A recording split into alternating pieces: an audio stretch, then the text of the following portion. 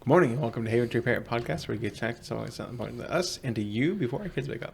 Today, we are going to talk about ways that husbands and partners and spouses can support their pregnant loved one.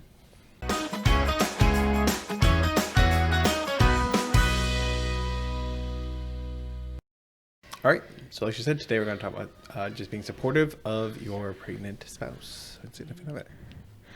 And this is something, we talked in the last episode about the fact that I have had really easy pregnancies. But I also have to say, in all honesty, that part of the other reason that pregnancy is really great is because you do a really good job spoiling me during pregnancy. And certainly that is not something that I complain about either. So that is always nice. But I do think that there are specific ways that you have done that are awesome to talk about. Yeah. Which, I think when we said we were going to talk about this, I was sort of like, what are the things that I do? Because like I told her, I was like, they just come naturally. I don't know if I can write them down because I just see what needs to be done and I sort of like gravitate to do them. Yeah. If that makes sense. Because it's like things start to get harder for her, or things are recommended to not do when you're pregnant, and I'm like, okay, don't carry heavy stuff, don't change the cat litter, don't do the chemicals and clean the bathrooms or whatever. Yeah. So I sort of like, and I think that's something. Hear those, and I'm like, is this wife still? She's just getting out of all these hard jobs, or what? So I mean, not that excuse me, responsible for doing those things anyway. It's like whatever one of it needs to do it, we'll do it. Yeah. So I just take on more roles. I do think that that's something in particular that that is a great example of a way that you are great at being supportive during pregnancy is, you, and now because we've been pregnant so much, you've just made it like your chore forever and ever. Amen. Mm-hmm.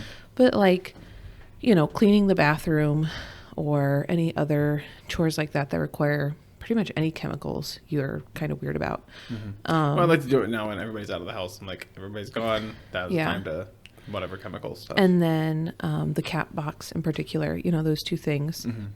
Like once you realize like, oh, that's not something you do. Like you never complained about doing that. I never had to ask you like, can you, do this? And I think, even like I have a friend who had really bad morning sickness. And so then she would be frustrated, spending time with her head in the porcelain throne that was gross, that she couldn't clean, and like had to constantly nag or request or whatever that it be cleaned, because she was spending half the day with her face in it. Yeah. So that's something that's just an easy, like, thoughtful thing to do, to just like, even if you have to clean the toilet every couple of days, like just to clean it and move on. Like it's not that hard of a job to do. Just put some toilet bowl cleaner under the sink, and that way you have what you need right there. Yeah. Makes sense. Some of the other things that I think I try to do, or at least this time I talked about it, and I don't know if I think it was something I just learned how to do over the few pregnancies, was just meal prepping. We like making our own grilled chicken and just putting that in the freezer and having that ready to go, so that way when I'm at work or whatever, and she can come down and just, friends and family obviously provide meals or contact you and be like, we're gonna do a meal train for food for you guys, which has always been great, and I think we always end up with lots of lasagna and the kids go crazy for that.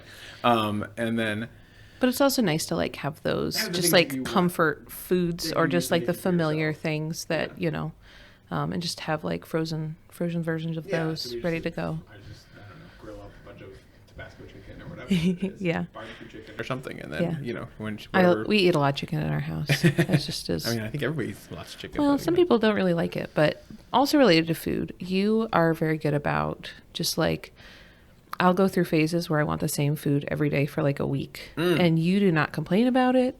You don't, I don't know, like, you laugh at me and, you tease me about it, but you would never be like, I am not getting this again. Like, this is, like, Or I try to make it to my advantage. Where I'm like, I try to like, well, they have something like that over at this place. How about we get that places and you can try it. So, but the same with like, you just are thoughtful about, for some reason, this pregnancy, like I cinnamon everything all the time, please, right now, Yeah. and so like, Yeah, so in the last like month, I think I've gone to Cinnabon. Jim's Donuts, Cinnabon, and I got Yeah. another cinnamon thing from somewhere else. I but had to get up early and take Kenzie to an early appointment. It was her and, last like, one, last Kenzie And appointment. so Josh had like went out of his way to go and get Cinnabon, because there's like the closest one is like 45 minutes from our house, yeah. It's but not it's on the close way. to work for you. And so you had gone out of your way to like stop before they closed and brought it home, so that when I woke up in the morning, it was like by the door. And Ready it to was go. just so Yeah. sweet. I just, like those little things are wonderful ways to spoil your pregnant wife. Especially if you know it's a craving that's hitting the spot, and you're like, I got this for you, but I didn't tell you about it. Like, that's the extra win. Yeah. And they've been winning this thing. So yeah, some of the other things I do is just sort of like, again, with listening to those needs and just focusing on them. Like, she says the things that she needs, and she might not recognize that she's saying them, or subconsciously she does, hoping that I subconsciously recognize it. And so just sort of like paying attention to like, I need, to go take a break, or I'm winded. I'm like, okay, go take a drive, get out of here, get away from the other kids, or just like go find a book that you haven't read yet or something. And The other day you said, so Josh gets up like 3-ish hours after I get up with the kids, usually because of your work schedule. yeah, because And, I'm lazy. No, because of your work schedule. Otherwise I'd love to be that lazy. So well, you are not a morning person regardless. So this work schedule has benefited you in that way That's also. just true. But anyway, he woke up and he was like, "You're mean. You need to leave." And I had been feeling mean. I had been like this was a venting. while ago because I don't remember this day. I had been venting to my friend, like sending her texts, like, I am just so, I don't know, like I was been out of shape about something silly. Like it wasn't even related to the kids or the house, or it was just like, just one of those, like I didn't sleep well, I'm uncomfortable, and I'm grouchy. And so, but the fact that rather than be like, why are you being such a witch? Like, you just were like, you need to do something else for a while. And I think I like went upstairs and read a book, like it wasn't like, but sometimes that means I just get in the car and drive to Starbucks and get a green tea because it's out of the house, and just kind of give myself a chance to reset. But that, being supportive in that way, or being supportive of like, hey, you seem tired today. Why don't you go lay down and take a nap? Or, trusting like my concerns when it seems like it's been a while since the baby's moved, and not like downplaying that. And, and just being like, have you called the doctor yet? Like what? We got our own little heartbeat detector thing or whatever. Yeah, the Doppler. Yeah, and I think I had gone to maybe, 4 or 5 appointments at whatever point we got this thing. Yeah. And she was like, can you try to find the heartbeat? And I find it in like 2 minutes. She's like, how did you find it? I was trying for 20 minutes by myself. Blah, blah, blah. I mean, I can find it on other people. I had to for work for a long time. Right. And I can never find it on myself. Josh finds it instantly, and it just makes me crazy. I'm like, I know where the baby is. I don't know why I can't. I just watch the tech where they go and how they turn it. I don't know. Anyway. So anyway, yeah. But that like I is said, just addressing your concerns. Like, I'm freaking out because I can't feel movement or haven't felt a lot of kicks or whatever. So yeah. And just being conscientious of like, okay, telling her it's okay to call if you want. Like the doctor wants you to call if you have a problem. So like, I will encourage you to call them. Because I obviously have limited knowledge about this whole thing anyway. So, and you were really good too about like doing a lot of research but not like using that as a weapon, or like, you never would be like, well, how much caffeine have you had today? Or, like, but you certainly recognize like, hey, I get that you can't have your normal pot of coffee per day. So you're going to be more tired, or you're going to be more cranky, or, and so just being thoughtful of that, or offering other suggestions, like you've, gone out of your way to like find alternatives, that might sort of satisfy that craving or that desire, and be like good substitutes, and just being like thoughtful and conscientious of that without ever being judgy, or maybe want to smack you and say like, mind your own business, or whatever. So right. And I think I mentioned it before. We're just like role changing as far as like what happens around the house and how things get done or whatever it gets focused on. Like, you know, you start to realize like as you go further down the line in pregnancy, like she gets more tired and like there's more, you know, where she's not able to reach things on the floor or whatever. Right. And so it's like instead of me just thinking like, she'll grab that when she wants it, I just sort of like put it back in its place so that way it's convenient and not like have to like. Yeah. I don't know, fall over getting these You things, also do a really good job. So, you know, most of our kids are pretty close together. And so we have one getting ready to potty train, but still in diapers when the next one's coming. And I do not have very much of a sense of smell, just in general. I've never had much sense of smell. But during pregnancy, obviously, I do. And I smell everything, and it can make me nauseous. And so while changing diapers usually it's not a big deal. You know, like we'll tease each other about like, oh, it's your turn. Like this one's gross. You get it, you know, whatever. Mm-hmm. During pregnancy, it is, especially like early on, typically, it is almost overwhelming because it's something that like I'm so used to doing and not smelling at all that then like all of a sudden poopy diaper changes are like very problematic, you know. And obviously I still have to change poopy diapers. That's just part of momming with, you know, a lot of kids.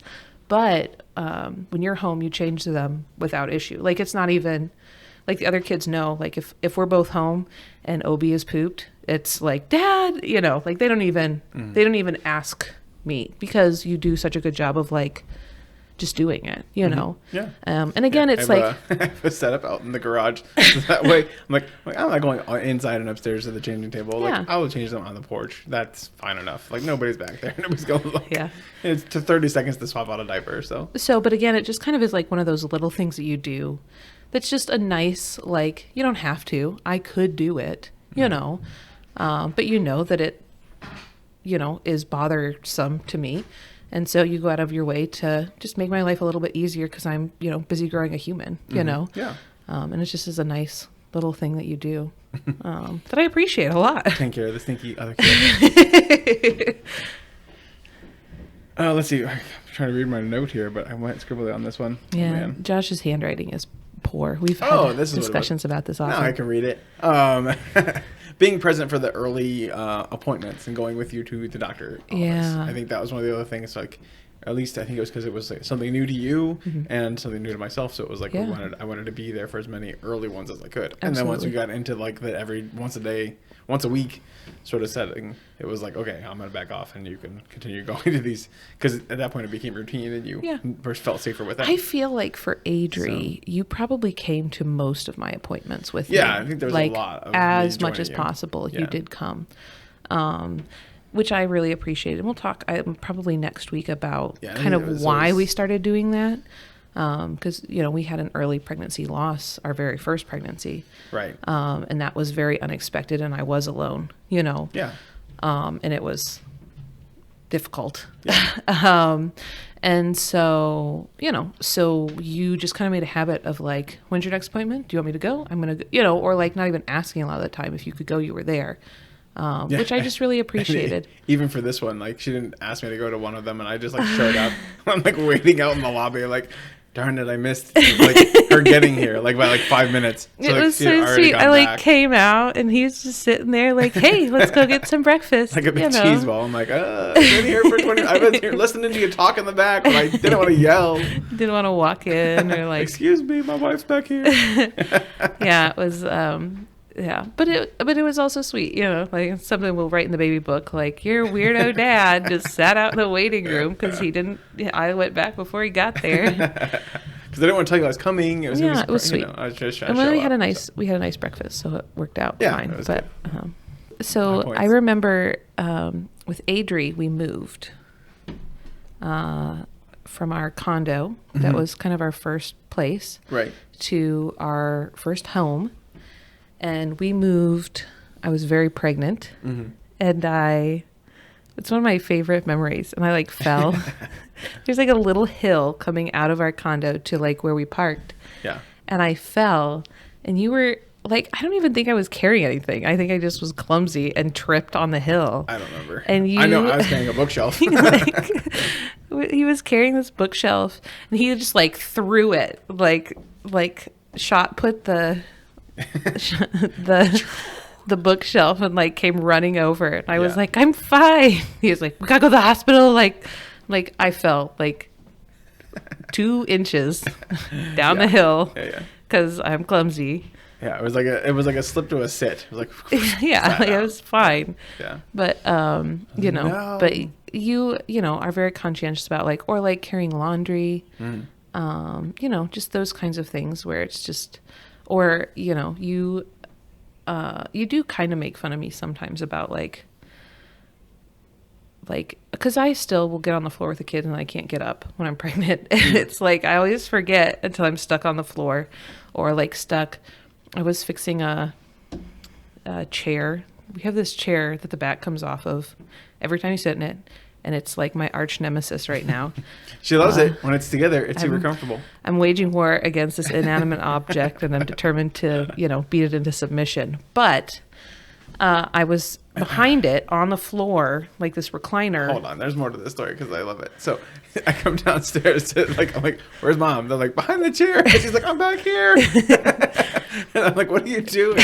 She's like, I'm putting zip ties on his arms. That way it stays stuck together and not gonna break anymore. And I was like, oh, okay. Which ones did you use? Like plastic ones? I'm like, plastic is definitely gonna fail.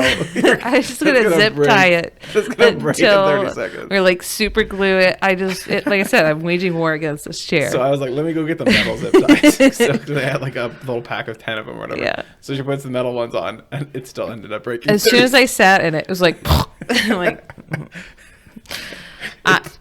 If you've ever seen the movie Inside Out with the little guy that's anger, that was like the moment of like it broke, and it like instantly like envisioned like the flame coming out of my head. I have had visions of lighting it on fire. The only reason that hasn't happened yet is because it's so big I couldn't get it outside, so I'd have to light it on fire in the house. And I like our house. And it's a comfy chair. Like, and it is a comfy chair. It's comfy, yeah. But we just can't get the little latches to stay put. I don't know what it's fallen out so many times. It's worn it down enough to like so. just instantly drop out. It's a problem. So. But when I was done, you were very sweet about like offering to help me out. Like I didn't have to ask. You were like, you know, do you need help? And I was like, no, I just need to like scoot my way out because of, you know, the way that I was in there. Yeah. But you're very like good about thinking about that and, you know, just being thoughtful of that or, not letting her do too much. I'm always like trying to be like, she's gonna be going to lay down. Like you did a lot of things. Like she's in the garage, like trying to like push the mower around. I'm like, just tell me what you go. Here's a chair. Just watch me move things, and you know, if I don't do it right, just don't get mad. But just you do a good job of like correcting me almost of like you know just saying like because I know she has the nesting phase. Like I want to get these things achieved. Like today, I was down pulling things out of the cabinets in the kitchen because she was like, "We're gonna clear out the kitchen today." I'm like, "Okay, well, I will clear out the kitchen." And you will sit and direct. Usually, I come home and it's already redone, and now it was like, you can't really sit on the floor and pull all these pots and pans around. So. Yeah, because I kept like getting up and digging down in it, and then I would like start having contractions, and Josh was like, just sit down, I will do it. Just tell me what you want me to do. Like I'm all for her doing it, then it's like she gets too into it, and I'm like, you gotta stop. You're breathing heavy. Which is also I think I mentioned last time, but the baby is up really high, and so I can't get a deep breath, and it's just causing trouble. She's being rotten. Was there anything else that you had said earlier that I did? You do a lot of wonderful things. You're very sweet. I appreciate it.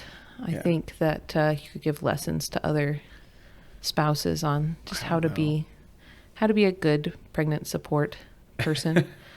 I know that I think for our second one with Saya, I think I had heard or learned that the plan was like I will be taking 100% responsibility of Adri, the oldest, because mom's gonna be dealing with baby.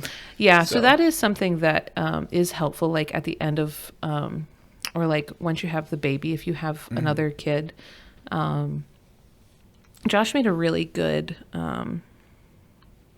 he made a lot of effort to just make sure that like he started doing a lot of things that I usually did, because Adri was not quite 2.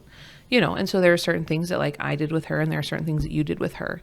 And she was a very routine oriented toddler. And so as it got closer to time for the new baby to be born, you kind of started taking over a lot of those things, just so that she would be used to you doing bath time or bedtime story or whatever, so that I could focus more on the new baby when he came. And that was something that was really smart and I hadn't really thought of. But it was definitely an important, like it helped with that transition so that it didn't feel like all of a sudden there's a new baby and mom doesn't do anything with me. For her, you had already been taking over some of those roles.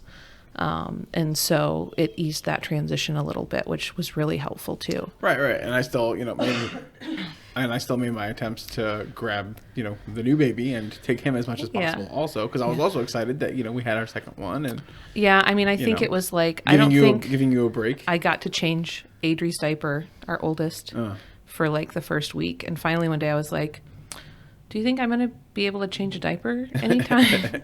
But again, it was just like you never changed a diaper before. And so you were like, I am going to be really good at this, Well, like I said, now I can do it in like 30 seconds. And be involved. Out, so. And so I think you've always done a really good job of being a partner in pregnancy, and you realize like you can't have the sore back and the swollen feet, but there are ways that you can support that. And I appreciate that, and you don't ever complain about like, like some guys, they have like sympathy pregnancy pains or whatever. And like, you've never, done that or been silly about that, which I also appreciate. So I just get the sympathy food cravings. I'm like, oh yeah, I want that food too. That food sounds amazing. You take advantage of that. That is true. But anyway, we would love to hear from you what things your spouse did that supported you, or things you wish that they would have done or have read since that you think are a good idea. We love hearing all of those options. Or if you think that Josh does too much, I'm sure he would love to hear about how much you think he spoils me too much. That would make him feel special. All right, so there will be a registry to sign up for my parenting class and have a good support group. Baloney. Make sure you like, subscribe, follow this, and share it with anybody that you think would enjoy it. Until the next adventure. Bye. Bye.